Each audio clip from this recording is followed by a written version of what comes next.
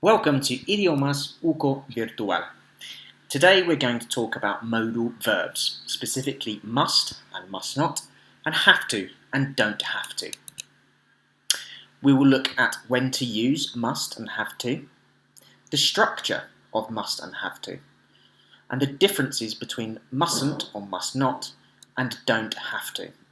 We'll also see some examples and do some activities. So when to use must and have to. We use must and have to express obligations, and they're very, very similar. However, there is a very small difference between the two. Generally, we use must for personal obligations or for personal opinions on what is necessary to do. In other words, an obligation that comes from the speaker, or the speaker thinks it's necessary. We use have to for more general obligations or for rules. So if it's an external obligation, another person thinks it's necessary. So let's look at the structure. The structure of must and have to is the same. First, the noun subject, I, for example, must or have to, and then the main verb. Note that if you are using have to, you'll have to change the verb have to depending on the subject. For example, I have to, but he or she has to. For example, I must tidy my bedroom today. Personal obligation. He must study more. Another personal obligation. He has to go to work.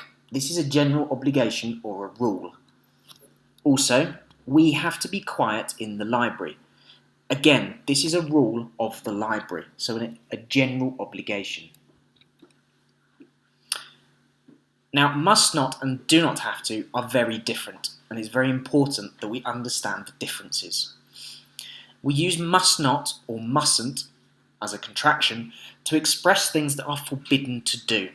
For example, you must not smoke in the restaurant. It's prohibited. Do not have to, or don't have to, on the other hand, is used to express things that are not necessary or are optional. For example, you do not have to write in blue pen. You can write in red pen or black pen. It's your decision. So there's no obligation. Let's look at some more examples. Now, looking at personal obligation using must. I must exercise more. You must write to your grandmother to say thank you for the gift.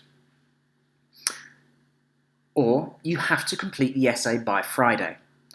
Also, Colombian people have to carry their ID, their cédula, everywhere. Using must not. You must not drink alcohol in class, obviously. Also, you must not throw litter in the street. However, you do not have to drive to Bogota. Of course, you can catch the plane. Also, you do not have to buy an iPhone. You could always buy another brand of phone. Now let's look at the exercises. Now try to write some sentences of your own, using must, have to, must not, and do not have to.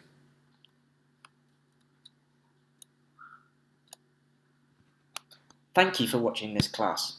See you in the next class.